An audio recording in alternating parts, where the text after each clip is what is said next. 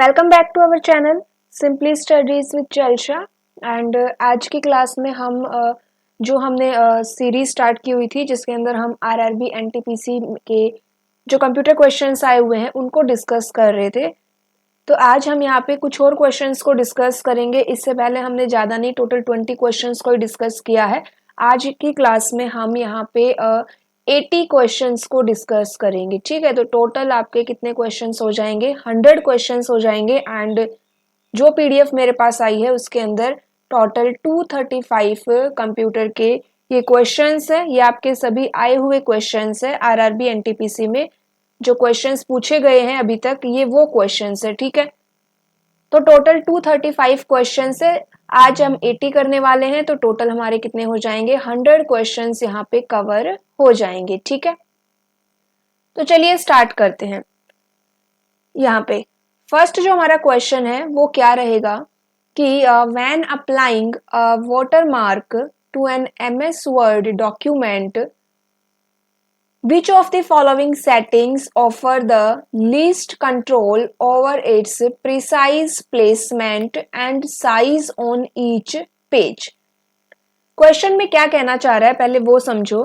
Question में कह रहा है कि जब आप एमएस वर्ड डॉक्यूमेंट क्रिएट करते हैं, ठीक है, आपने एमएस वर्ड अपना ओपन किया एंड आप उसमें क्या अप्लाई करते हैं? वाटर मार्क अप्लाई करते हैं। वाटर मार्क क्या होता है? जैसे कि देखो ये आपको नाम दिखाई दे रहा है ना मेरा, सिंपली स्टडीज विद चलशा, जो आपको टेक्स्ट के पीछे जो दिखाई दे रहा है वो आपका वाटर मार्क है। ठीक है, एंड ये वाटर मार्क कैसा है? ये आपका कस्टम वाटर मार्क है।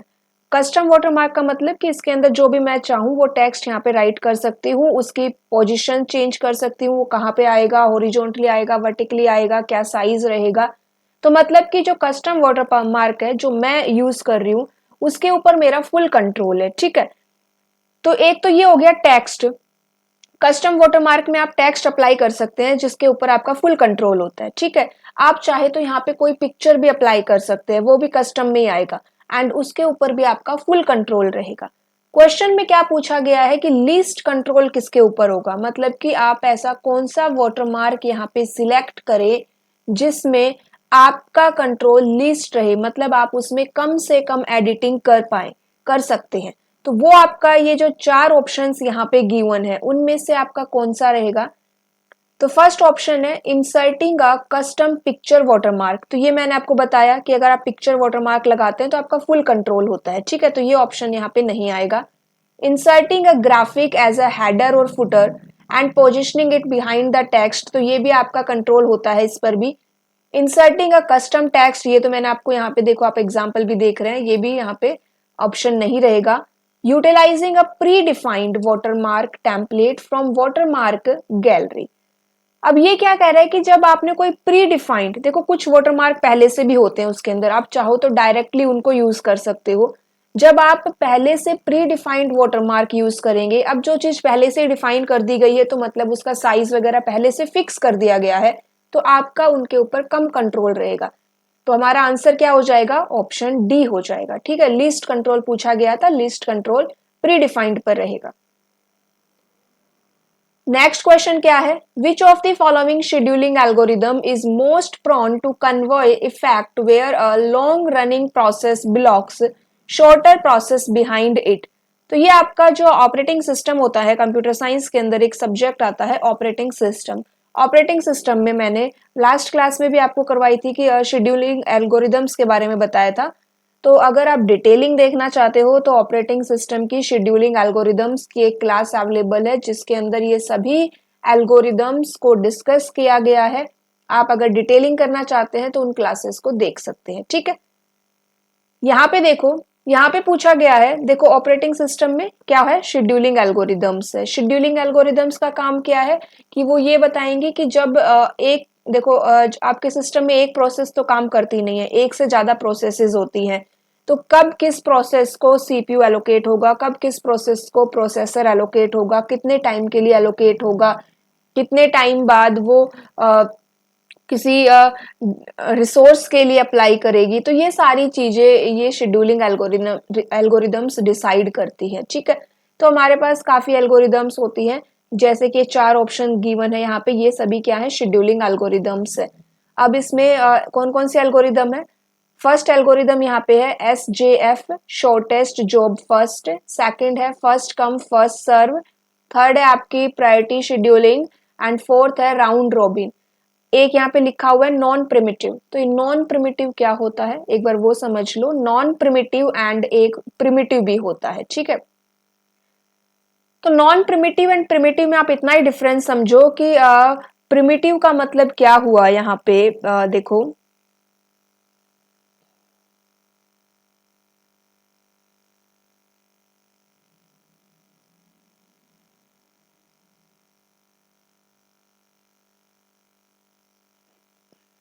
प्रिमिटिव का मतलब क्या होता है कि देखो अगर मान लो कि दो प्रोसेस है, फर्स्ट और सेकंड, ठीक है। पहली प्रोसेस काम कर रही है, एग्जीक्यूट हो रही है, तभी एक सेकंड प्रोसेस आ गई जो क्या है, बहुत ही वीआईपी पर्सन है, ठीक है, वीआईपी वाली प्रोसेस है।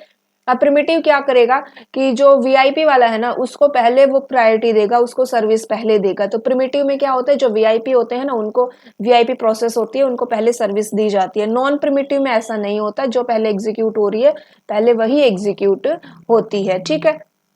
तो ये आपके प्रिमिटिव एंड नॉन प्रिमिटिव का मीनिंग था, ठीक है। इतना समझ में आ गया, primitive and non primitive.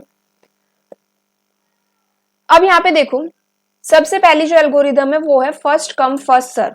First come first serve क्या करती है, इसके अंदर नाम से क्या पता चल रहा है कि पहले जो प्रोसेस आई उसे पहले क्या मिलेगा, प्रोसेसर मिलेगा। तो जो पहले आया उसे पहले मिला, वो होती है फर्स्ट कम फर्स्ट सर्व, ठीक है। सेकंड होता है शॉर्टेस्ट जॉब फर्स्ट। अब शॉर्टेस्ट जॉब फर्स्ट इस एल्गोरिदम में क्या होगा कि एक ना टाइमिंग होती है, प्रोसेसिंग टाइम होता है, ठीक है, processing time. For example first process का प्रोसेसिंग टाइम 5 है एंड सेकंड जो प्रोसेस है उसका प्रोसेसिंग टाइम 3 है, ओके। तो यहाँ पे जो शॉर्टेस्ट जॉब फर्स्ट है ये क्या करती है कि जिसका प्रोसेसिंग टाइम कम है उसे पहले एग्जीक्यूट करती है। ज्यादा डिटेलिंग नहीं करवा रही हूँ, डिटेलिंग के लिए मैंने बताया कि आपको एल्गोरिदम की क्लास देखनी है। मैं आपको एक ओवरव्यू दे रही हूँ कि सिर्फ ये एल्गोरिदम्स क्या होती है। उसके बाद अलावा तो इसमें arrival time, processing time, burst time and आपका प्रायोरिटी भी, ये सारे ऑप्शंस होते हैं। लेकिन अभी फिलहाल एक ओवरव्यू के लिए देख लो कि SJF में जो प्रोसेसिंग टाइम जिसका कम होता है उसे पहले प्रायोरिटी दी जाती है, ठीक है। फिर राउंड रॉबिन क्या होता है, राउंड रॉबिन में क्या होता है कि भाई फिक्स टाइम होता है। फॉर एग्जांपल हमने फिक्स कर दिया 2 मिली सेकेंड या 2 नैनो सेकेंड, तो हर प्रोसेस को ना दो दो का टाइम मिलेगा, 2 टाइम्स एग्जीक्यूट होने का टाइम मिलेगा। कि P1 है वो भी 2 टाइम्स एग्जीक्यूट होगी, फिर P2 का टर्न आ जाएगा, फिर P3 का टर्न आ जाएगा, लेकिन कितने टाइम के लिए एग्जीक्यूट होंगे, 2 टाइम्स के लिए एग्जीक्यूट होंगी। फिर उसके बाद अगर कोई प्रोसेस कंप्लीट नहीं हुई है, जैसे कि P1 5 थी, 2 टाइम्स तो एग्जीक्यूट हो गई लेकिन अभी भी इसमें 3 रिमेनिंग है, तो फिर से P1 का टर्न आ जाएगा। तो ये राउंड रॉबिन है कि इसके अंदर जो एक फिक्स टाइम दे दिया गया है वही टाइम सबको मिलता है, ठीक है। प्रायोरिटी शेड्यूलिंग में क्या होता है, एक प्रायोरिटी दे दी जाती है, ठीक है, हर प्रोसेस की एक प्रायोरिटी होती है, उसके अकॉर्डिंग वो एग्जीक्यूट होती है। तो यहाँ पे क्वेश्चन पूछा गया है कि कन्वॉय इफेक्ट किस एल्गोरिदम में आता है। तो कन्वॉय इफेक्ट क्या होता है, कन्वॉय इफेक्ट होता है जैसे इसमें क्वेश्चन में भी मेंशन किया गया है कि जहां पे कि फॉर एग्जाम्पल एक प्रोसेस है P1, ठीक है, इसका जो टाइमिंग है ना, प्रोसेसिंग टाइमिंग वो 10 है, ओके।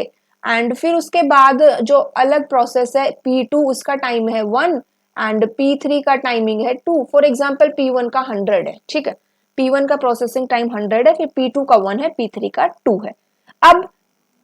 अब कौन एग्जीक्यूट हो रही है, अब P1 एग्जीक्यूट हो रही है। अब P1 एग्जीक्यूट हो रही है, कब तक एग्जीक्यूट होगी, क्योंकि पहले आई थी ये P1 तो इसलिए पहले ये एग्जीक्यूट हो गई, ये 100 तक एग्जीक्यूट होगी। जबकि P2 को कितना चाहिए, P2 को ओनली सिंगल टाइम चाहिए, 1 टाइम के लिए चाहिए, एंड P3 को भी एक 2 टाइम के लिए चाहिए। अब इसे इस 1 टाइम एंड 2 टाइम बहुत ही स्मॉल टाइम है, इसके लिए भी इसको कितना वेट करना पड़ेगा, P1 के कंप्लीट होने तक वेट करना पड़ेगा, ठीक है। तो ये क्या हुआ कि भाई लॉन्ग प्रोसेस P1 ने जो स्मॉलर प्रोसेस थी, शॉर्टर प्रोसेस थी P2 P3 को ब्लॉक करके रखा हुआ है। एंड यही क्या होता है, कन्वॉय इफेक्ट होता है। एंड ये किस एल्गोरिदम में आएगा, ये आता है फर्स्ट कम फर्स्ट सर्व में, क्योंकि P1 पहले आई, जिसका टाइमिंग ज्यादा था तो पहले एग्जीक्यूट हो रही है। स्मॉल जो प्रोसेसेस है वो बाद में आई एंड वो क्या करेंगी, वेट करेंगी। तो यही क्या है, हमारा कन्वॉय इफेक्ट है।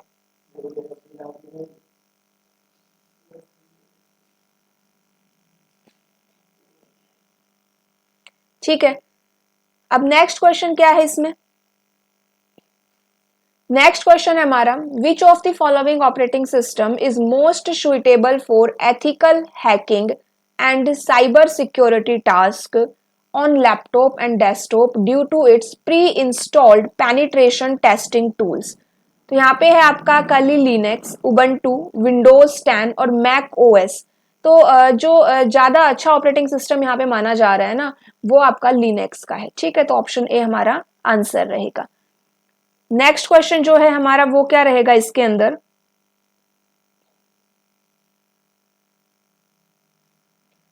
considering the fundamental operations of a computer, what is the immediate effect of pressing the tab key within a command line interface or terminal? It executes the currently typed command, it switches to a different virtual terminal or console, it attempts to auto-complete the currently typed command or file name, it deletes the last typed character. तो यहाँ पे जो command line interface है CLI, ठीक है, जब आप इसके अंदर टैब की को प्रेस करेंगे तब क्या होगा, जैसे कि आप कोई कमांड लिख रहे हैं, आप यहाँ पे कमांड लिख रहे थे CD एंड यहाँ पे फिर अपना कमांड लिख रहे हैं, ठीक है, एड्रेस लिखेंगे। अगर आपने टैब की प्रेस कर दिया तो ये क्या करता है कि आपकी जो फाइल नेम है या जो भी आप टाइप कर रहे हैं कमांड को, उसको ऑटो कंप्लीट कर देता है। तो ऑप्शन सी हमारा आंसर हो जाएगा। It attempts to auto complete the currently typed command और फाइल नेम। अगर आपने पहले से उस कमांड को यूज कर लिया है ना अपनी उस विंडो में, तब आपको ऑप्शन दिखाई देता है कि आप ये सेम कमांड यूज कर रहे हैं। तो अगर आप वो सेम कर रहे हैं तो आप टैब प्रेस कर दीजिए, वो ऑटो कंप्लीटली टाइप हो जाएगा। ठीक है, तो नेक्स्ट क्वेश्चन क्या है हमारा इसमें, which element of the MS Excel interface display the name of the currently active cell or the selected range of cell? Formula bar, status bar, name box and ribbon। तो ये क्या कर रहा है कि देखो मैंने काफी बार बताया है कि आपकी ये सेल है, ठीक है। सेल क्या होती है, intersection of row and column. यहाँ पे क्या होता है, कॉलम नंबर आता है और ये आपका रो नंबर है। ये A1, इस तरह से हम इसका सेल एड्रेस लिखते हैं। ठीक है, तो ये सेल एड्रेस है, आपने इसको सिलेक्ट किया हुआ है, करंटली आप इसके ऊपर है। तो अब आप अगर देखना चाहें कि आप करंटली किस सेल के ऊपर है, तो ये आपको कहाँ पे शो होता है, ऊपर एक होता है नेम बॉक्स। यहाँ नेम बॉक्स में आपको अपनी सेल का एड्रेस शो करेगा। ठीक है, तो ऑप्शन क्या हो गया हमारा, सी करेक्ट हो गया। नेक्स्ट है, a user wants to have a bulleted list in MS PowerPoint after typing a list item and pressing enter। ठीक है, कि बुलेटेड लिस्ट चाहिए, ये है बुलेटेड लिस्ट। जैसे ही उसने बुलेटेड लिस्ट किया, उसने एंटर प्रेस किया, अब क्या करना चाहता है, वो सब बुलेटेड लिस्ट क्रिएट होनी चाहिए, यहाँ पे सब बुलेट्स आने चाहिए। तो अब इसके लिए वो कैसे, कौन सी कमांड को यूज करे कि उसको सब बुलेट्स ही मिले। ठीक है, तो जब भी आप ओल्ट प्लस एंटर प्रेस करेंगे, ओल्ट प्लस एंटर से तो जनरली क्या होती है कि आपको न्यू लाइन ही मिलती है। Control plus tab, clicking the increase list level button, clicking the decrease list level button in the paragraph group. तो ये मैंने आपको करवाया भी है पावर पॉइंट के अंदर कि आपके पास ऑप्शन होता है। ठीक है, उसके अंदर अगर आप पैराग्राफ ग्रुप के अंदर इंक्रीज लिस्ट लेवल को क्रिएट करेंगे, ठीक है, यहाँ पे क्या हो जाएगा, तो आपको सब बुलेट्स मिल जाएंगे। तो यहाँ पे ऑप्शन सी हमारा आंसर रहेगा। देखो एक बार हम यहाँ पे पावर पॉइंट ओपन करके देखते हैं।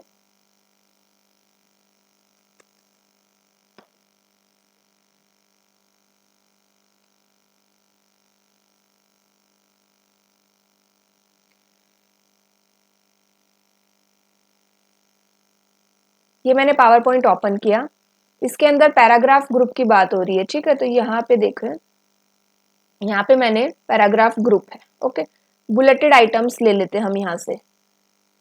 ये मेरा बुलेटेड आइटम्स मैंने सिलेक्ट कर लिया।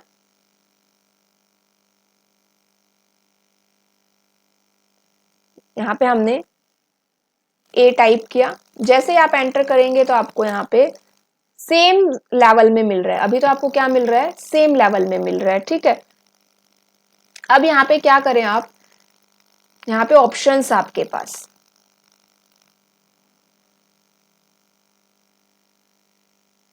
यहाँ पे देखिए क्या लिखा हुआ है, इंक्रीज लिस्ट लेवल। तो मैंने यहाँ पे क्लिक कर दिया और अब आप देखो कि ये क्या हो गया है, ये इसका सब बुलेट्स में आ गए हैं। क्या आ गए हैं, ये अब इसके सब बुलेट्स में आ गए हैं। ठीक है, अगर मैं फिर से यहाँ पे एक बार और क्लिक करूँ इंक्रीज लिस्ट लेवल, तो ये उसका सब बुलेट्स बन गया।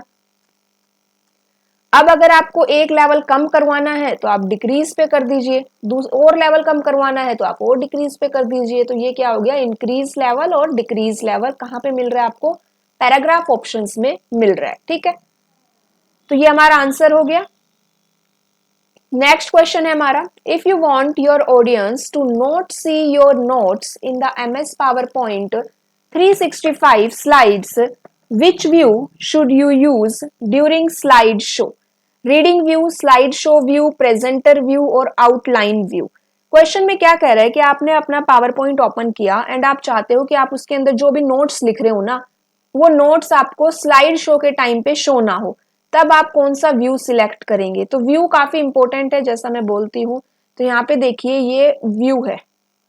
अब इसके अंदर कितने व्यू है टोटल, पहले तो वो देखो। प्रेजेंटेशन व्यू है ये हमारे, एंड ये हमारे क्या है, मास्टर व्यू है। तो प्रेजेंटेशन व्यू में नॉर्मल, ये तो आपका नॉर्मल व्यू ही है। ठीक है, ये नीचे यहाँ पे जब आपको दिखाई देगा, यहाँ पे क्लिक टू ऐड नोट्स, आप यहाँ पे अपने नोट्स लिख सकते हैं। उसके बाद ये आउटलाइन व्यू है। आउटलाइन व्यू में आपको दिखाई दे रहा है यहाँ पे, अगर मैं यहाँ पे एक और स्लाइड ऐड कर दूं तो ये दूसरी स्लाइड भी आपको दिखाई दे रही है। फिर स्लाइड शॉर्टर व्यू है, इस तरह से आपको अपने स्लाइड शॉर्टर्स दिखाई देंगे। ये नोट्स पेज व्यू है, नोट्स की फॉर्म में आते हैं। और रीडिंग व्यू रीडिंग फॉर्म में आता है, बुक फॉर्म में। ठीक है, तो ये हो गए हमारे।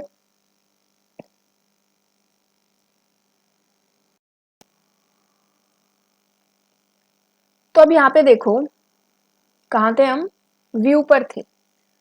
तो यहाँ पे जो नॉर्मल व्यू है वो क्या कह रहे हैं कि नॉर्मल व्यू जो हमारा नॉर्मली हमें अभी दिखाई दे रहा है वो है नॉर्मल व्यू, जिसके अंदर आप क्या कर सकते हो, स्लाइड बाय स्लाइड एडिटिंग कर सकते हो, वो है हमारा नॉर्मल व्यू। देन जो आउटलाइन व्यू है, आउटलाइन व्यू हमारा ये है। आउटलाइन व्यू में आप क्या करेंगे, तो आउटलाइन व्यू में जैसे यहाँ पे मेंशन है कि आप edit and jump between your slides.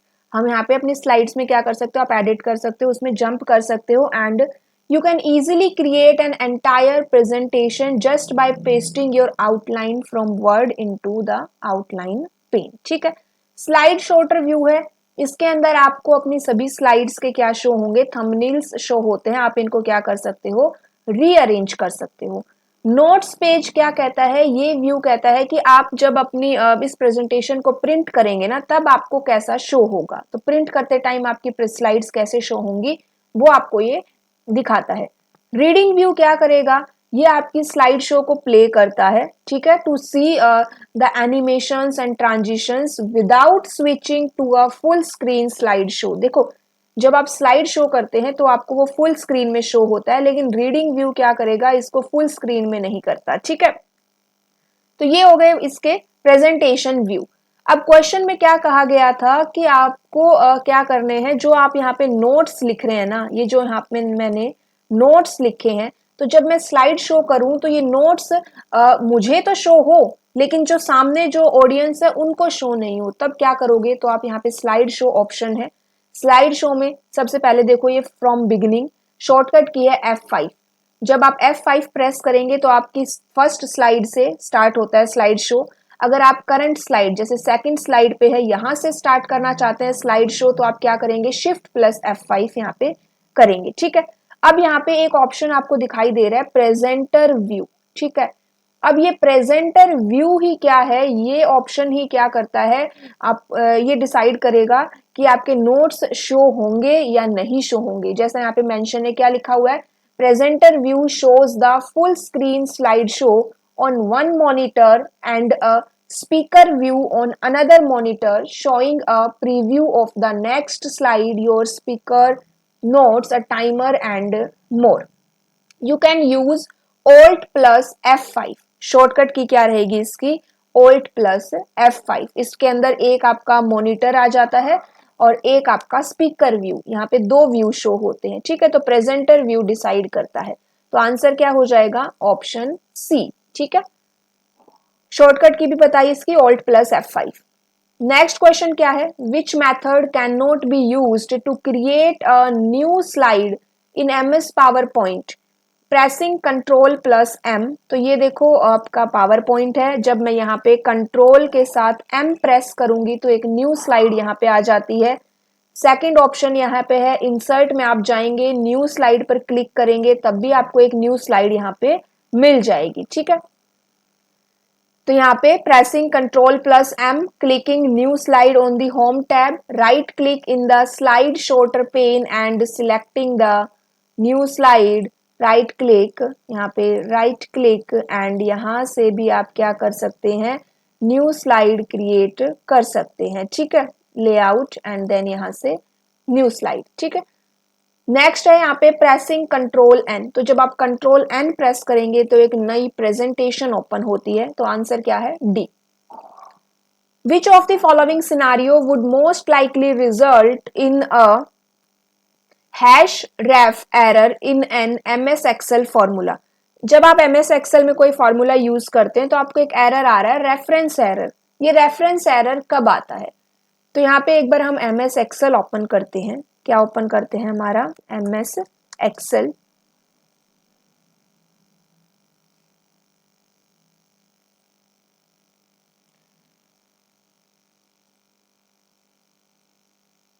ये क्या है, मेरा एमएस एक्सेल है। फर्स्ट क्या कह रहा है, attempting to divide a number by zero within a cell. तो ये मेरी एक, यहाँ पे हम एक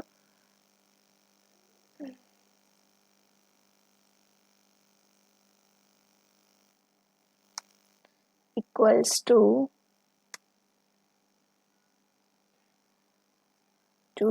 डिवाइड बाय जीरो। तो यहाँ पे देखो क्या आ गया, a2 divide by zero. Error आया आपको डिवीजन एरर, DIV एरर आया है, ठीक है। तो जब आप जीरो से डिवाइड करते हैं तो आपको डिवीजन एरर आता है, तो मतलब ये नहीं है।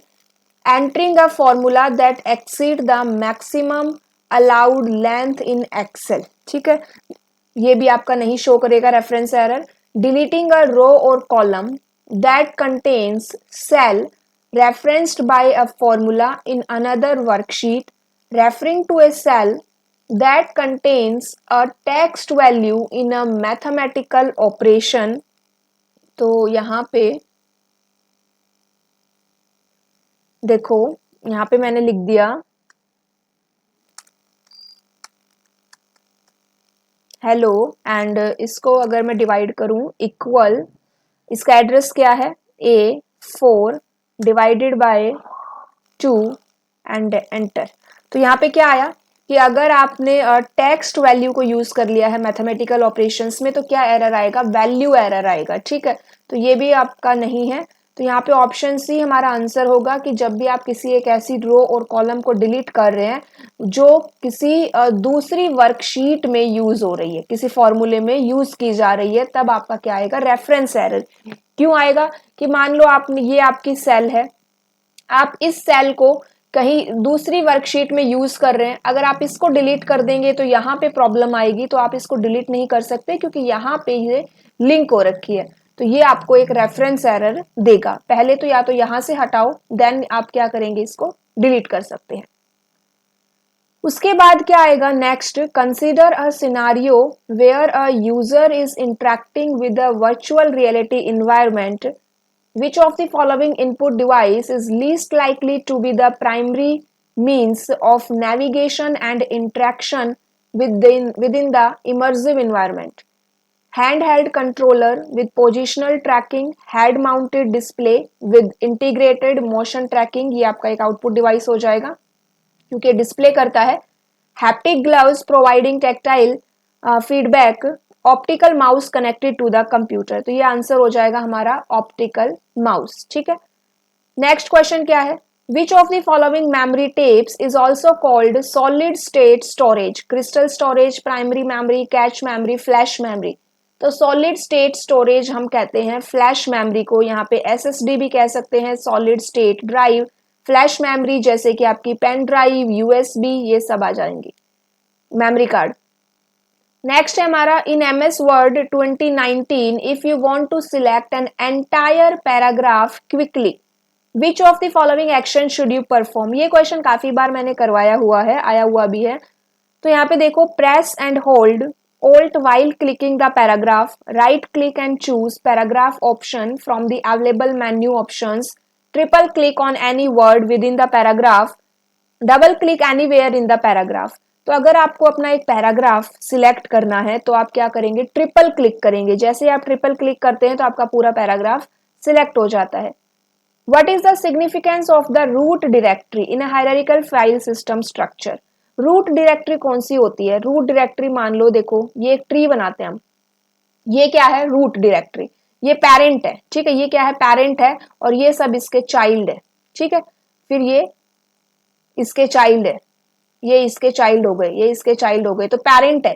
पेरेंट क्या हो गई? रूट डायरेक्टरी हो गई, जिसके अंदर ये बाकी सब आ जाएंगे, ठीक है. तो ये टॉप मोस्ट डायरेक्टरी आपकी रूट डायरेक्टरी होती है. अब ये टेम्पररी डायरेक्टरी तो होगी नहीं, क्योंकि इसके अंदर सब कुछ आ गया, तो ये ऑप्शन तो इनकरेक्ट है. ये स्पेशल डायरेक्टरी भी नहीं होती है, ठीक है. It is the directory where all user specific file are stored. It is the top most directory in the file system hierarchy from which all other directory branches. तो आपको इस डायग्राम के थ्रू क्या समझ में आ रहा है कि ये आपकी टॉप मोस्ट डायरेक्टरी है, ठीक है. समझ में आ रहा है आपको? टॉप मोस्ट है जिसके अंदर बाकी सभी डायरेक्टरी ब्रांचेस इंक्लूड है. तो ऑप्शन डी हमारा आंसर है. चलिए आगे देखते हैं.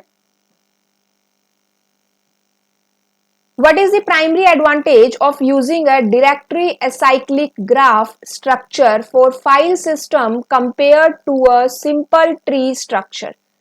क्या क्वेश्चन है कि ट्री की जगह आप क्या यूज कर रहे हो? ग्राफ यूज कर रहे हो. देखो ये क्या था? ट्री था. ट्री क्या होता है? जिसके अंदर साइकिल नहीं बनता, ठीक है. इसके अंदर कोई भी साइकिल नहीं बन रहा, तो ये ट्री है. एंड जब इसके अंदर साइकिल बन जाएगा तो ये क्या बन जाएगा? एक ग्राफ बन जाएगा. तो ट्री और ग्राफ में क्या डिफरेंस हुआ कि ट्री के अंदर साइकिल नहीं बनता एंड ग्राफ के अंदर साइकिल बन जाता है, ठीक है.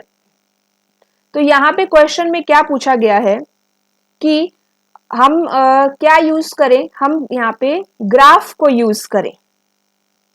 तो यहाँ पे देखो ग्राफ कैसे हो जाएगा. देखो अगर मैं इसको इस तरह से कनेक्ट कर दूं, जैसे इन दोनों को कनेक्ट कर दूं, इधर से कनेक्ट कर दूं, ये कनेक्ट हो जाए, तो ये क्या हो गया? एक साइकिल बन गया, ठीक है. तो ये क्या हो गया? यहाँ पे ग्राफ हो गया. तो इसका क्या एडवांटेज है ग्राफ यूज करने का? ग्राफ यूज करने का एडवांटेज देखो यहाँ पे. It enables the creation of hard links allowing a single file to have multiple directory entries.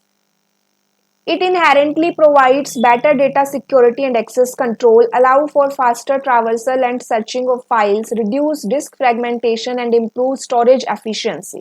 अब यहाँ देखो, अब ये इससे कनेक्ट है, ठीक है. तो मतलब कि यहाँ पे एक ये जो मेरी डायरेक्टरी है या फिर आप फाइल कहो जो भी आपकी है, ये क्या कर रही है? ये मल्टीपल से कनेक्ट हो सकती है. आप चाहो तो इससे कनेक्ट कर दो एंड इसको यहाँ से इससे भी कनेक्ट कर दो. तो ये मल्टीपल से यहाँ पे कनेक्ट हो सकती है. तो यही इसका एडवांटेज रहेगा कि creation of hard links allowing a single file to have multiple directory entries.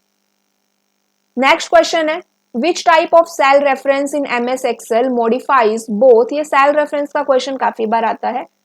Both column letter and row number. देखो ये है आपका कॉलम लेटर, ये है आपका रो नंबर. एंड ये क्या पूछ रहा है कि हम दोनों को मॉडिफाई कर सकते हैं. जब भी आप इनको फॉर्मूला में यूज करेंगे, जब आप फॉर्मूले को क्या करते हैं? कॉपी करते हैं. आप एक फॉर्मूले को दूसरी जगह कॉपी करते हैं, तब आप क्या कर सकते हो? इन दोनों में चेंजेस कर सकते हो. तो वो कौन सा रेफरेंस होता है? ठीक है, तो वो यही रेफरेंस होता है. सिंपली इस तरह से आप लिखो. तो अब ये सिंपली हमने लिखा है, तो ये कौन सा रेफरेंस है? ये आपका है रिलेटिव रेफरेंस, ठीक है. कौन सा रेफरेंस हो गया? रिलेटिव रेफरेंस हो गया. कितने टाइप के रेफरेंस होते हैं हमारे पास? 3 टाइप के रेफरेंस होते हैं. कौन कौन से होते हैं?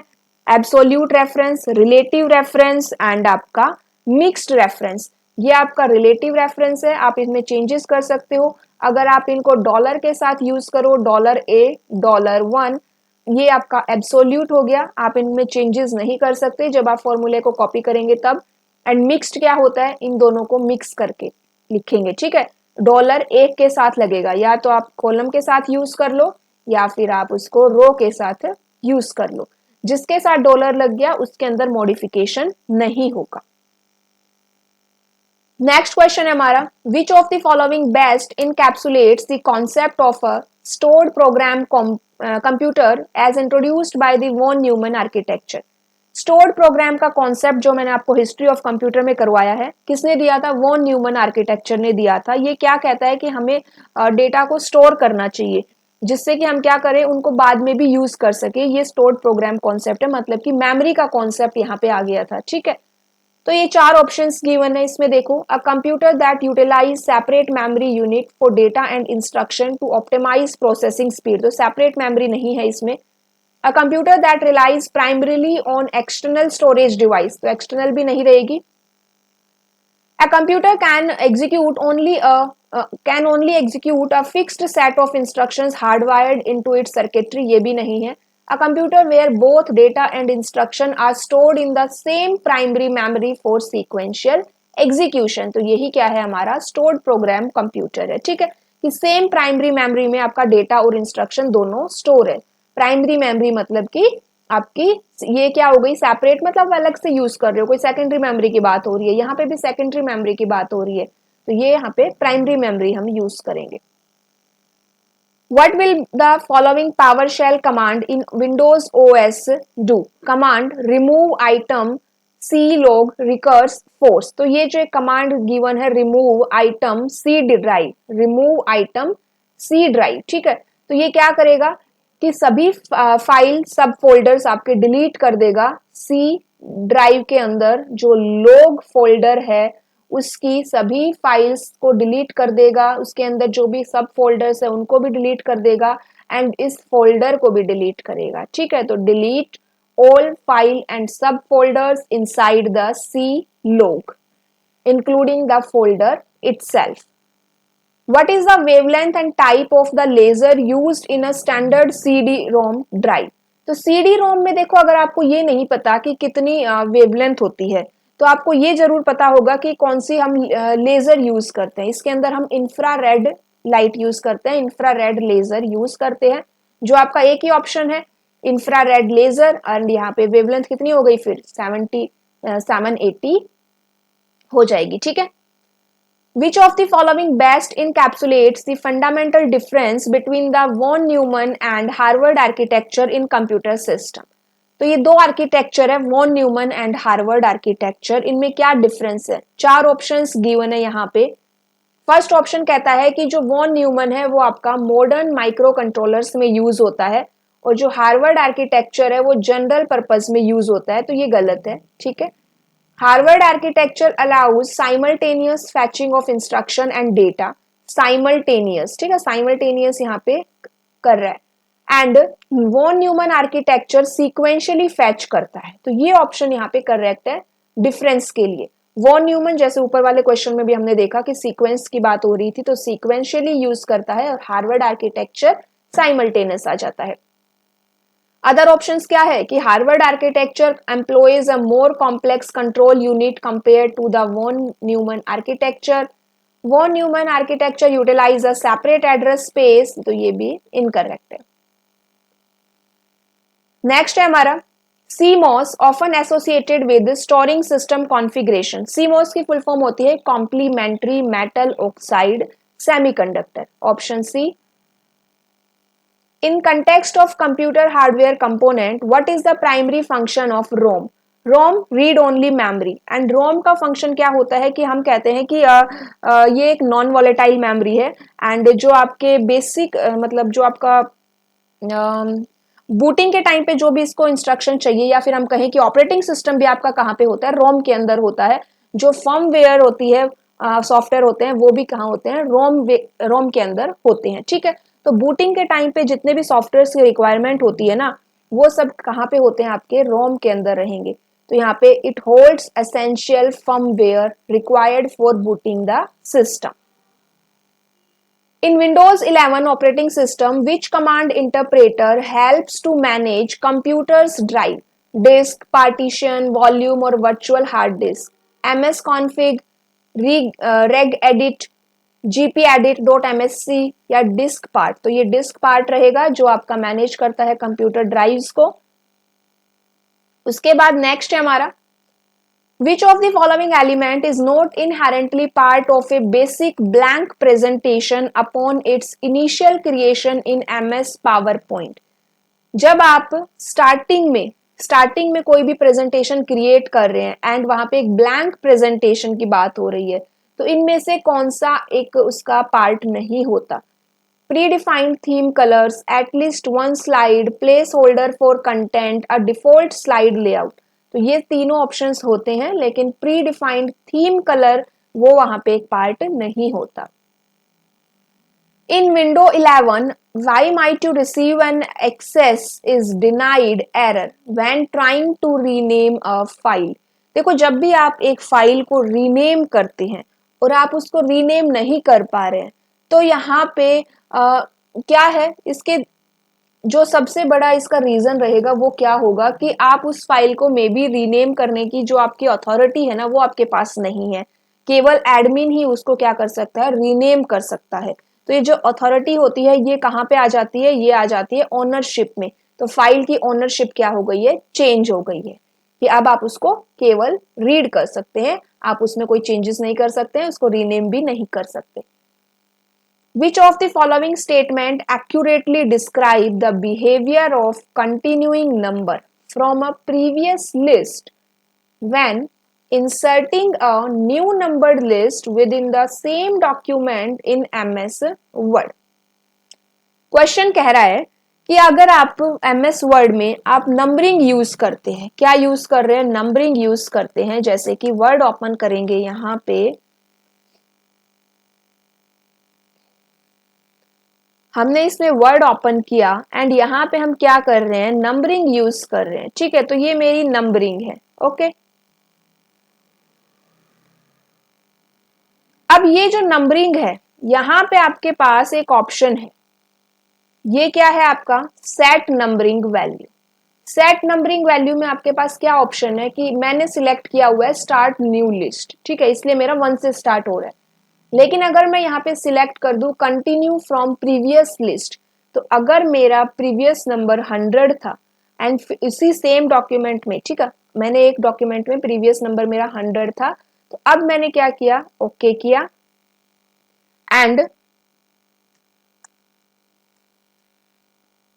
ठीक है, ये हो गया। अब फिर से हम क्या कर रहे हैं, नंबरिंग कर रहे हैं। तो अब ये क्या हो गया, प्रीवियस से स्टार्ट होता है। तो ये हमारा क्या है, नंबरिंग का सिस्टम है। तो यहाँ पे देखो, ये सेम ऑप्शन कहाँ पे कहा गया है कि MS Word automatically restarts the numbering from 1 for the new list and there is no direct way. तो डायरेक्ट वे तो मैंने आपको शो किया ही है। MS Word provides an option upon creating the list to continue from previous list। तो यही हमारा क्या हो जाएगा, आंसर हो जाएगा। ठीक है, कि हम वहां पे ऑप्शन होता है हमारे पास सिलेक्ट करने का कि अगर आप सिलेक्ट करेंगे कंटिन्यू फ्रॉम प्रीवियस लिस्ट, तो वो प्रीवियस लिस्ट से आपको शो करेगा। ओके, चलिए नेक्स्ट क्वेश्चन क्या है। In MS PowerPoint slide master view, what is the primary benefit of customizing the top level master slide versus individual layout master?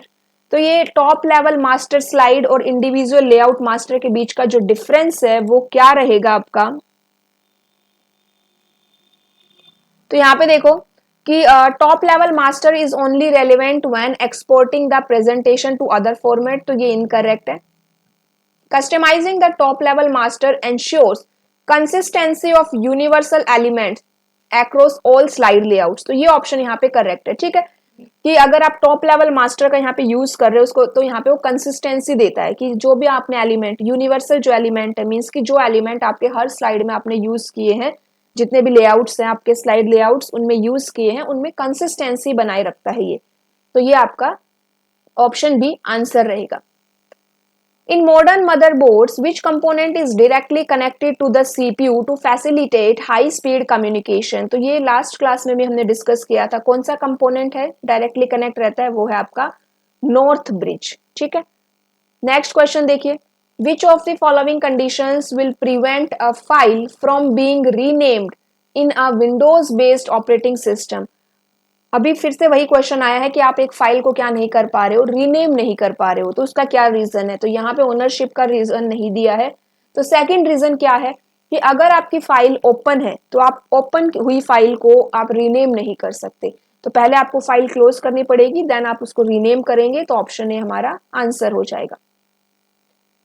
Which of the following best encapsulates the role of an operating system kernel, kernel का best role बताना है। Providing the graphical user interface for user interaction, acting as the core interface between application and the system hardware, managing user accounts and access permissions, offering a suite of utility programs for file management and system configuration। तो ये हमारा क्या हो जाएगा, acting as the interface between application and the system hardware. ठीक है, इतना समझ में आया हमें? कोई भी डाउट है तो आप कमेंट करके बता सकते हैं। चलिए इतना हो गया। अब चलिए नेक्स्ट क्वेश्चन देखते हैं। हमारा 50th क्वेश्चन है, इन MS Word what is the shortcut to remove manual character formatting from selected text। अब ये मैनुअल कैरेक्टर फॉर्मेटिंग क्या होती है, देखो यहाँ पे मैं आपको ये एग्जाम्पल के थ्रू समझाती हूँ। पहले तो इसका हम लेआउट सेट करते हैं, थोड़ा सा मार्जिन में जाएंगे, यहाँ पे क्लिक करेंगे, अभी लेआउट सेट हो गया। ठीक है, तो यहाँ पे देखो मैं कुछ लिखती हूँ टेक्स्ट, जैसे कि हमने RRB NTPC ही लिखा है और इसके अंदर मैंने ये जो दो टेक्स्ट है ना, लेटर है P और C, इसको मैं क्या कर रही हूँ, फॉर्मेटिंग कर दी मैंने। सिर्फ दो टेक्स्ट के ऊपर, सिर्फ दो लेटर के ऊपर मैंने फॉर्मेटिंग कर दी। ठीक है, अब आप कंट्रोल जेड दबाएंगे तो भी वो अंडू हो जाएगा। अगर मैं कंट्रोल जेड दबाऊंगी तो भी मेरी फॉर्मेटिंग चली जाएगी, लेकिन ठीक है, चली गई मेरी फॉर्मेटिंग। अब यहाँ पे एक और ऑप्शन मैं आपको दिखाती हूँ। इस टेक्स्ट को मैंने क्या कर लिया, अब देखो पूरे टेक्स्ट को मैंने सिलेक्ट किया है, सिर्फ पीसी को सिलेक्ट नहीं किया है मैंने, पूरे जितना भी मेरे पास टेक्स्ट था मैंने सारा सिलेक्ट कर दिया। उसके बाद मैं यहाँ पे प्रेस करूंगी क्या, कंट्रोल के साथ स्पेस बार, और देखो क्या हुआ, एक साथ अंडरलाइन भी निकल गया और यहाँ पे बोल्ड भी चला गया। जब मैंने अंडू किया था तब क्या हो रहा था, मैं एक बार फिर से दिखाती हूँ आपको।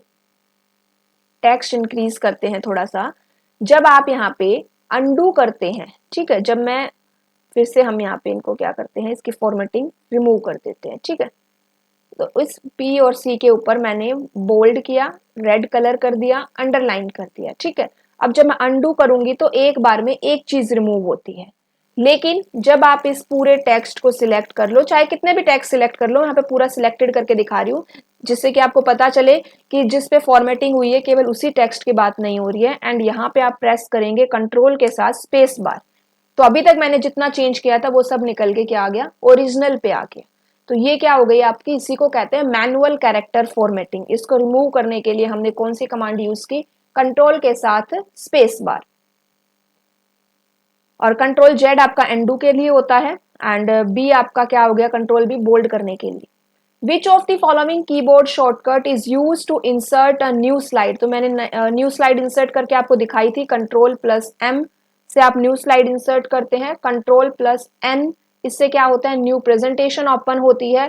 देन पावर पॉइंट ओपन करेंगे, कंट्रोल के साथ K प्रेस करेंगे, तो यहाँ पे ठीक है, इसमें कंट्रोल के साथ K काम नहीं कर रहा है।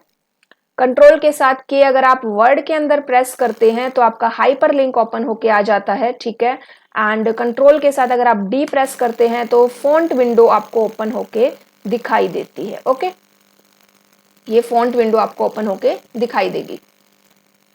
नेक्स्ट है हमारा, what is a keyboard shortcut to remove paragraph indentation. Paragraph indentation आपको रिमूव करना है, control tab, control M, control shift M, control shift I। तो कंट्रोल शिफ्ट M यहाँ पे हम यूज करेंगे पैराग्राफ इंडेंटेशन के लिए। ठीक है, ये वर्ड है, तो यहाँ पे पैराग्राफ इंडेंटेशन देखो, अभी मैं क्या प्रेस कर रही हूँ, मैं कंट्रोल M प्रेस कर रही हूँ, ये कंट्रोल M हो गया। अब कंट्रोल शिफ्ट M ये इंडेंटेशन को रिमूव कर रहा है।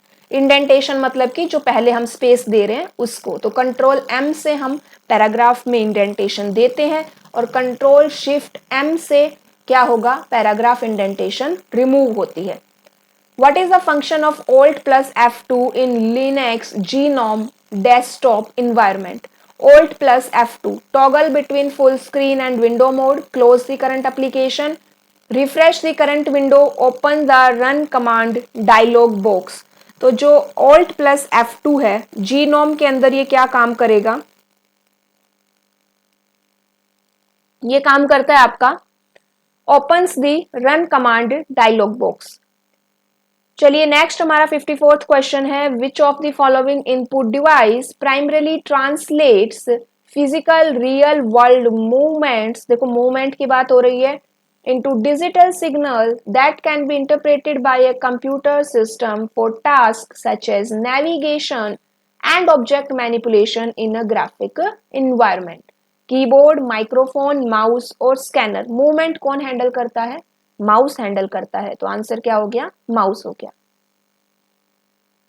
In MS PowerPoint, which view is best suited for reorganizing slides and getting an overview of the entire presentation structure?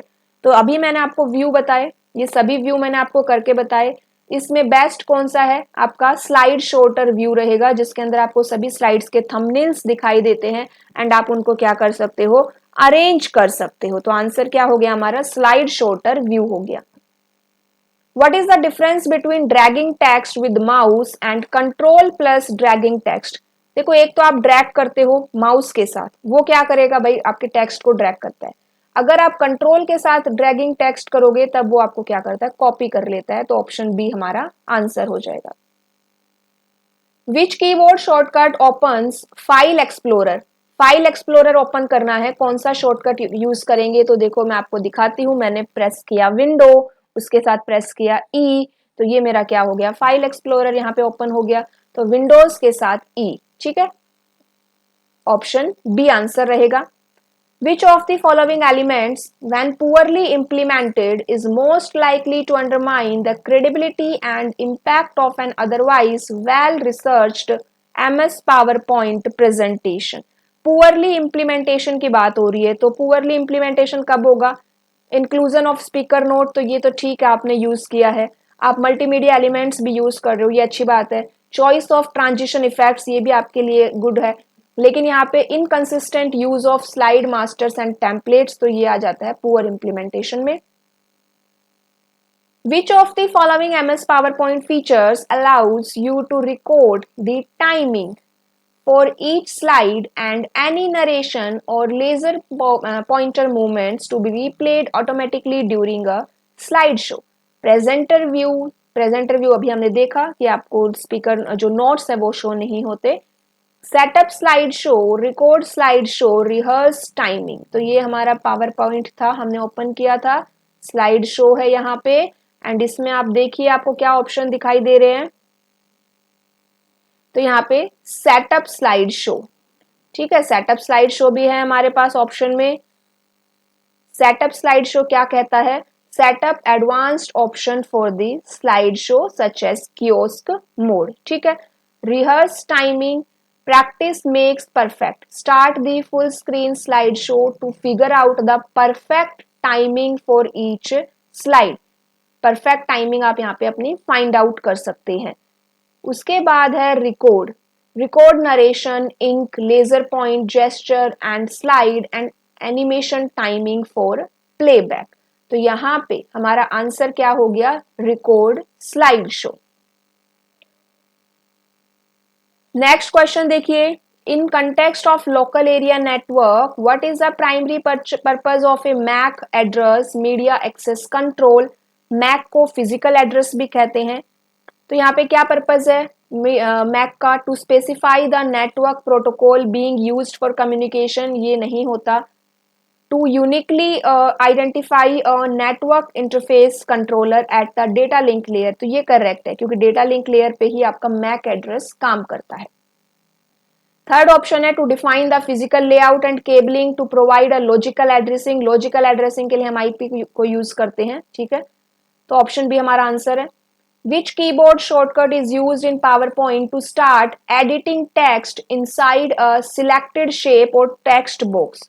तो कोई भी आपने शेप या टेक्स्ट बॉक्स लिया है, आप उसको सिलेक्ट करें, आप उसके अंदर टेक्स्ट को एडिट करना चाहते हैं, तो उसके लिए हम प्रेस करते हैं F2. What is the primary advantage of using section break in comparison to page break? तो सेक्शन ब्रेक और पेज ब्रेक में क्या डिफरेंस है? तो यहाँ पे देखिए कि जब आप सेक्शन ब्रेक करते हैं तो आप उसके अंदर डिफरेंट पेज नंबर यूज कर सकते हैं, डिफरेंट हेडर एंड फुटर लगा सकते हैं सेम डॉक्यूमेंट में. लेकिन जब आप पेज ब्रेक यूज करते हैं तो आपका पेज नंबरिंग सेम चलता रहता है, हेडर एंड फुटर भी सेम रहते हैं, ठीक है। लेकिन सेक्शन ब्रेक में आप डिफरेंट नंबरिंग यूज कर सकते हैं, different header and footer use कर सकते हैं, तो ऑप्शन बी हमारा आंसर रहेगा। मैं सभी ऑप्शंस को रीड नहीं कर रही हूँ, आप रीड कर लीजिएगा क्योंकि इससे क्या होती है वीडियो और लेंथी हो जाएगी। तो मैंने रीड किए हैं ऑप्शंस, इसलिए मुझे ठीक है आइडिया है। तो यहाँ पे देखो, in the context of managing multiple open applications with in a graphical operating system, what is the typical behaviour initiated by pressing control plus tab? Control plus tab in context of managing multiple open applications. तो ये मैंने control tab काफी बार करवाया है आपको। Control tab अगर आप open करते हैं तो क्या होता है, तो it cycles through the open window और tab of the currently active applications. तो देखिए मैं यहाँ पे कंट्रोल और टैब अगर मैं यहाँ पे यूज करूं,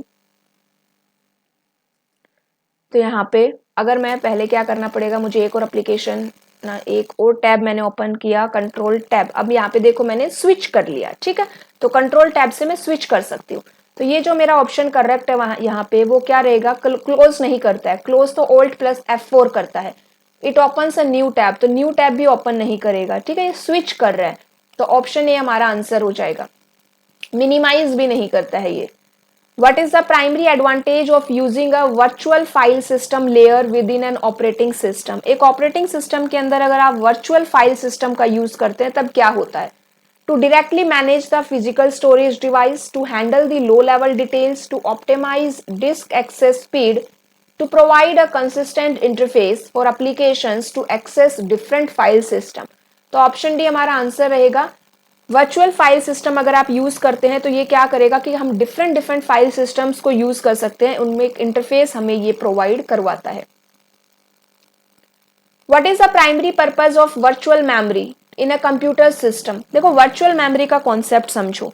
वर्चुअल मेमोरी का कॉन्सेप्ट मैंने पहले भी बताया है। वर्चुअल मेमोरी क्या है कि आप मान लो अपने सिस्टम में काम कर रहे हो एंड आप एक काफी बड़ा प्रोजेक्ट बना रहे हो एंड उतनी आपकी जो मेन, आप जब काम करते हैं तो आप कौन सी मेमोरी का यूज करते हो, आप रैम का यूज करते हो। अब आपके पास उतना स्पेस नहीं है, ठीक है, लेकिन सेकेंडरी मेमोरी जो है आपकी उसमें बहुत सारा स्पेस है। तब ये वर्चुअल मेमोरी क्या करेगी कि बिना आपको इन्फॉर्म किए हुए सेकेंडरी मेमोरी वाले स्पेस को आपकी मेमोरी में ऐड कर देती है।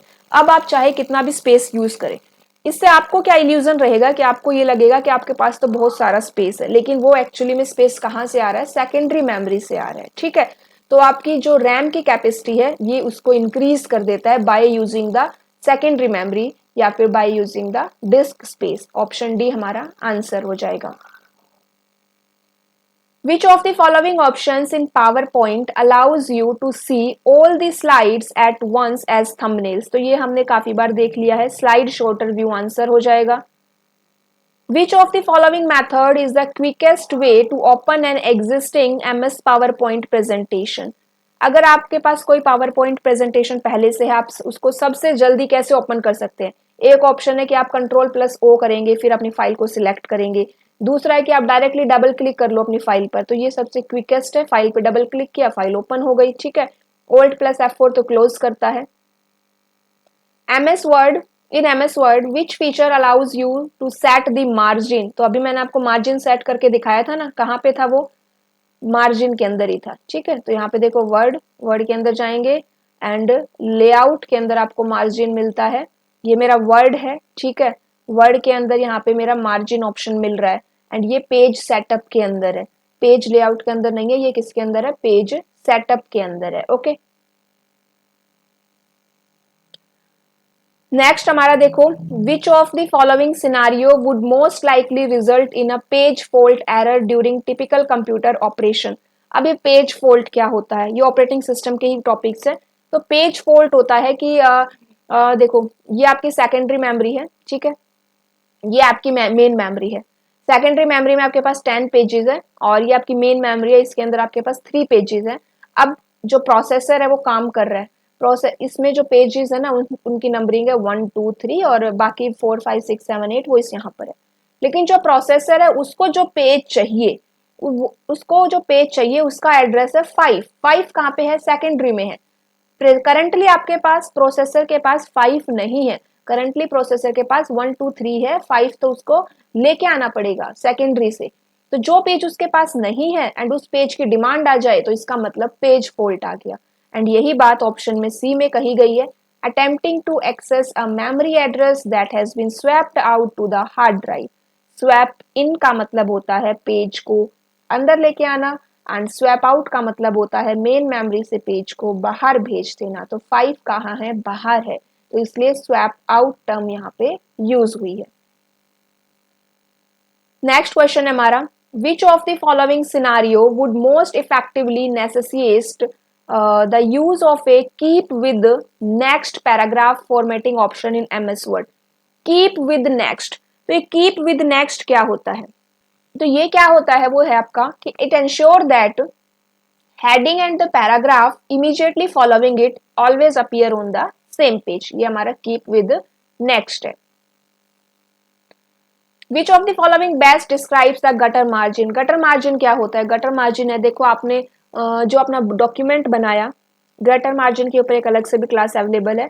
आप उसको प्रिंट करवाना चाहते हैं, जब भी आप अपनी एक बुक को बाइंडिंग के लिए देंगे ना, तो जब आप बाइंड करवाते हैं तो कुछ स्पेस कट हो जाता है, जब बाइंड करते हैं तो कुछ स्पेस कट हो जाता है। तो अगर आपने गटर मार्जिन यूज किया, गटर मार्जिन क्या होता है, ये एक एक्स्ट्रा स्पेस ऐड कर देता है बाइंडिंग वाली साइड में, ठीक है। फिर क्या होगा कि ये एक्स्ट्रा स्पेस ही बाइंडिंग के टाइम पे कट हो जाता है, तो extra space added for the document binding. अब हमारा नेक्स्ट क्वेश्चन है, what does setting a page break in MS Excel allows you to control? Where headers appear on each page, maximum size of printable margin, where the worksheet split across printed pages, where whether formulas are recalculated before printing। Page break क्या करेगा कि कहाँ पे आपकी जो worksheet है वो split हो गई है across the printed pages। In MS Word, which feature allows user to customize the appearance of a bulleted list by selecting different bulleted list or symbols and modify their size and color?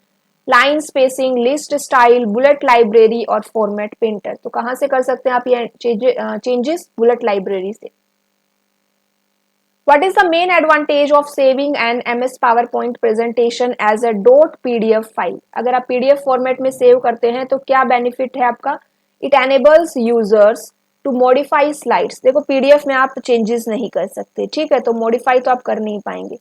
It reduce the file size and prevents unwanted editing। तो ये correct है, file size कम हो जाता है और unwanted editing से भी आप यहाँ पे बच जाते हैं। In context of file system, what is the primary purpose of a file system metadata? देखो metadata से सिर्फ आप इतना समझो, metadata का मतलब होता है डेटा अबाउट डेटा, मतलब कि आपके जो डेटा आप यूज कर रहे हो उस डेटा के बारे में भी इंफॉर्मेशन देना, ठीक है, तो वो होता है मेटाडेटा। तो यहाँ देख लो, to record information about the files directories such as their name, size, timestamp and permissions। तो डेटा के बारे में भी डेटा निकालना मेटाडेटा होता है। What happens when you press Ctrl plus M? जैसा हमने अभी तक देखा, ये एक न्यू स्लाइड को क्रिएट करेगा एंड न्यू स्लाइड तो क्रिएट करेगा, लेकिन जो इसका लेआउट है वो क्या होगा, सेम रहेगा जो प्रीवियस स्लाइड का था। तो a new slide is inserted with the same layout as the previous slide. Which of the following operating system provides the highest level of user control over system resources and is most commonly used for professional software development on desktop and laptop? Mac, Chrome, Windows या Linux? तो Linux है आपका। Which of the following is the correct way to add a new slide? New slide add करने का correct way क्या है आपका? Right click on the slide, select copy, ये नहीं है, कंट्रोल एंड न्यू प्रेजेंटेशन करता है, home tab and click new slide, ये करेक्ट है, option C. What is the significance of pipelining? तो ये लास्ट क्लास में मैंने करवाया था। It stores the instruction, transfer the data, increase clock speed, execute multiple instruction simultaneously. Pipelining, जैसे pipeline समझ लो ना, एक साथ बहुत सारे पाइप लगा दिए, ये क्या करेंगे, सभी में सेम टाइम पे इंस्ट्रक्शंस जाते हैं, सेम टाइम पे ये काम करते हैं, तो execute multiple instructions simultaneously. What happens if you delete a file from a USB flash drive? अगर आप यूएसबी फ्लैश ड्राइव से डिलीट करेंगे तो वो परमानेंटली डिलीट हो जाती है। Which of the following method is the quickest way to open an existing MS Excel spreadsheet? तो जैसे अभी हमने पावर पॉइंट का देखा, सेम क्वेश्चन है, डबल क्लिक करेंगे तो ओपन हो जाएगी. What happens if you paste text into MS PowerPoint with the keep source formatting? जब आप डेटा कॉपी करते हैं ना एंड राइट क्लिक करेंगे तो आपको ऑप्शन आता है कीप सोर्स फॉर्मेटिंग. इसका मतलब क्या है कि आप जहां से भी वो डेटा कॉपी करके लाए हैं वहां पे जो उसकी फॉर्मेटिंग है, जैसा वो डेटा वहां पे दिख रहा है वो सेम एज इट इज यहाँ पे पेस्ट हो जाए. तो यहाँ पे क्या रहेगा, text retains its original formatting from the source. What happens if you try to open a PowerPoint presentation, created a new version to in an older version? अगर आपने एक प्रेजेंटेशन नए वर्जन में बनाई है और आप उसको ओल्डर वर्जन में ओपन करते हैं तब क्या होता है, तब आपकी प्रेजेंटेशन ओपन तो हो जाती है लेकिन वो सभी फीचर्स आपको नहीं मिलेंगे जो आपको न्यू वर्जन में मिले थे. तो लिमिटेड फीचर्स आपको मिलते हैं एंड कंपेटेबिलिटी मोड में ये ओपन होती है. The file will open in compatibility mode with limited features. In Windows 10 File Explorer, how can you group files by their type? तो अगर आपने डेस्कटॉप पे देखा है, आप वहां पे राइट क्लिक करते हैं तो आपको ऑप्शन मिलता है ग्रुप बाय. ग्रुप बाय जैसे ही आप ऑप्शन करेंगे ना तो आप टाइप के अकॉर्डिंग आपकी फाइल्स क्या हो जाती है, सिलेक्ट हो जाती है, या फिर हम कहें कि वो उसी के अकॉर्डिंग अरेंज हो जाती है. Which of the following abbreviations represents a volatile memory technology? तो volatile memory आपकी कौन सी है? volatile memory है आपकी RAM, कि भाई जब तक करंट रहेगा तब तक ये आपका डेटा शो होता है. एंड रैम किस में यूज होती है, स्टेटिक रैम में या डायनामिक रैम में? तो रैम यूज होती है डायनामिक रैम में. स्टेटिक रैम में क्या यूज होती है, कैच मेमोरी यूज होती है. तो आंसर क्या हो गया, dynamic RAM. Difference between the cold boot and warm boot. Booting क्या होती है, कंप्यूटर को स्टार्ट करने की प्रोसेस होती है. Cold booting and warm booting क्या होती है, जब आपका सिस्टम बंद है, पावर ऑफ है, स्विच मतलब आपका प्लग जो है आपका उस मेन स्विच वो भी ऑफ है, आप तब अपना स्विच ऑन करते हैं, सीपीयू बटन प्रेस करते हैं, तब वो क्या होती है, कोल्ड बूटिंग होती है. ठीक है. एंड आपके सिस्टम में कोई प्रॉब्लम है, आप उसे क्या कर रहे हैं, रीस्टार्ट कर रहे हैं, तब वो क्या हो गई, वार्म बूटिंग होती है. तो यहाँ पे हमारा जो ऑप्शन है वो देख लो, यहाँ पे क्या रहेगा, a cold boot restarts the operating system from a powered off state while a warm boot restarts it from a running state. तो ऑप्शन बी हमारा आंसर है. Which of the statement is correct? ASCII is primarily used for high speed network, ये नहीं है. LAN supports networking over large small area के लिए होती है ये. CD क्या है आपकी, नॉन वॉलेटाइल है. ASCII represents the character as a numerical code, ये ऑप्शन करेक्ट है. In MS Word, which feature allows user to set specific spacing before and after the paragraph to control the vertical space between paragraph and improve document readability? तो जब आप paragraph की spacing करते हैं ना तो उसके लिए हम पैराग्राफ स्पेसिंग को ही यूज करते हैं. जब आप लाइंस की स्पेसिंग करते हैं तो आप लाइन स्पेसिंग यूज करेंगे. Which of the following method is the easiest way to sort the files by name? ये अभी जो ऊपर क्वेश्चन आया था वही है कि आपको क्या करना है, राइट क्लिक करना है, select group by and name. यहाँ पे नेम, ऊपर जो क्वेश्चन आया था उसमें टाइप था तो आपने वहां पे टाइप सिलेक्ट किया था, यहाँ पे आपने नेम सिलेक्ट कर लिया. Which feature allows you to create a multi-level numbered list? तो multi-level numbered list के लिए आप क्या यूज करेंगे, define new multi-level list. Which statement best explains why removing all desktop icons does not impact the functionality of the application? Question कह रहा है कि आपके डेस्कटॉप के ऊपर बहुत सारे आइकन्स होते हैं, अगर आप उनको रिमूव भी कर देना तो आपके एप्लीकेशंस जो है ना उनकी फंक्शनैलिटी पे कोई इफेक्ट नहीं पड़ता. क्यों नहीं पड़ता, क्योंकि वो जो डेस्कटॉप आइकन्स होते हैं वो शॉर्टकट होते हैं. ओरिजिनली जो आपका सॉफ्टवेयर है वो कहीं और इंस्टॉल है, तो इसीलिए कोई फंक्शनैलिटी पे इफेक्ट नहीं पड़ता क्योंकि वो शॉर्टकट है. शॉर्टकट को रिमूव करने से कुछ नहीं होता. ठीक है. तो desktop icons are only visual shortcuts, not the actual application files. Which of the following character is not allowed in a file name when renaming? तो यहाँ पे कौन सा कैरेक्टर अलाउड नहीं है, हाइफन, अंडरस्कोर, क्वेश्चन मार्क और hash. Question mark allowed नहीं है. ठीक है. नेक्स्ट क्वेश्चन है हमारा,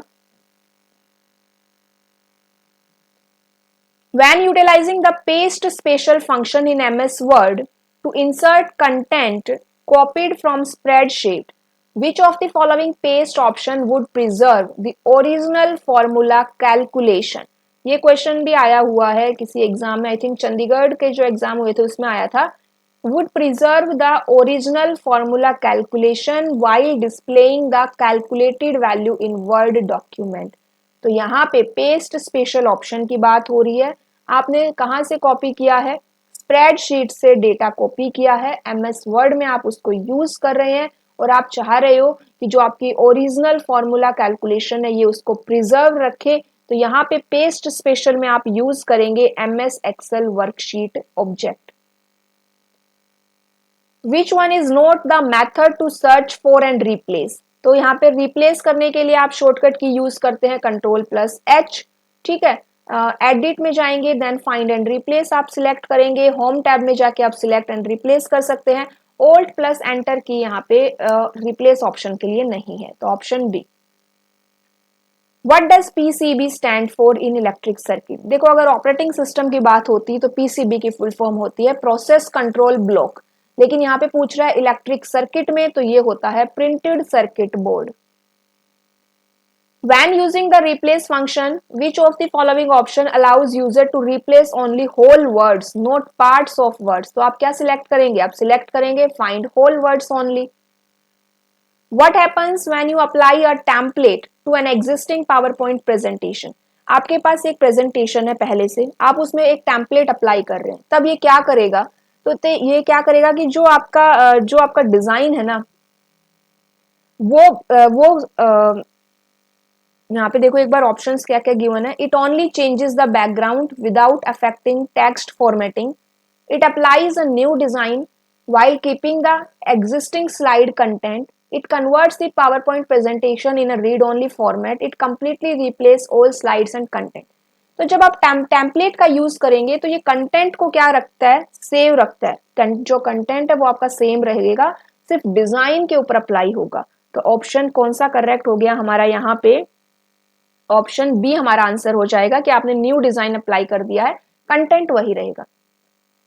Which of the following strategy is true regarding ASCII LAN and CD? तो यहाँ पे देखिए LAN लोकल एरिया नेटवर्क है, ये स्मॉल एरिया के लिए हम यूज करते हैं, ठीक है। उसके बाद CD आपकी रीराइटेबल नहीं होती, इसके अंदर कॉम्पैक्ट डिस्क हम एक बार स्टोर कर सकते हैं, उसके बाद आप उसको रीडिंग कर सकते हैं। ASCII जो है आपकी LAN नेटवर्क में यूज नहीं होता, ASCII आपका represents the characters using numeric codes in binary, ये आपका आंसर रहेगा। What happens if user try to open an MS Excel file created in a new version in an older version? तो ये ऊपर जो क्वेश्चन आया था सेम वही है कि compatibility मोड में ओपन होगा। आज का लास्ट क्वेश्चन है ये, which feature ensure that only a specified portion of the spreadsheet is printed? तो आप चाहते हो कि केवल आपका स्पेसिफाइड पोर्शन ही प्रिंट हो, तो आप कौन सा यहाँ पे ऑप्शन सिलेक्ट करेंगे? यहाँ पे आप सिलेक्ट करेंगे प्रिंट एरिया, ऑप्शन बी हमारा क्या हो जाएगा? आंसर हो जाएगा। तो यहाँ पे टोटल हमारे कितने क्वेश्चंस हो गए हैं? 100 क्वेश्चंस हो गए हैं। आज हमने 80 क्वेश्चंस किए हैं, 20 हमने पहले कर लिए थे, ठीक है। क्लास अच्छी लगे तो आप क्लास को ज्यादा से ज्यादा लाइक एंड शेयर करिएगा, ओके। एंड कमेंट करके भी बता सकते हो कि आपको क्लास कैसी लगी। किसी भी क्वेश्चन के आंसर में डाउट है तो आप उसको एक बार अपना ओपिनियन भेज दीजिएगा, मैं फिर से उसको चेक करूंगी, ठीक है। Okay, thank you.